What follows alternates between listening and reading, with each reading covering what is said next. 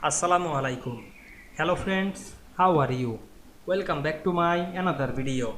In this video, I am going to show you how to make text subscript in Microsoft Excel. Let's get started. At first, you have to open your Excel spreadsheet.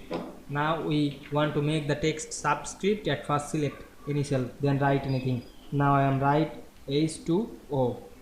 Then select the 2, then go to the home menu, click the font setting drop down menu and select the subscript option and click OK.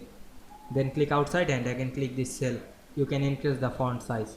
Now we can see we make the text subscript easily. I hope you enjoyed my video. Please like, comment, share and subscribe my channel. Thanks for watching.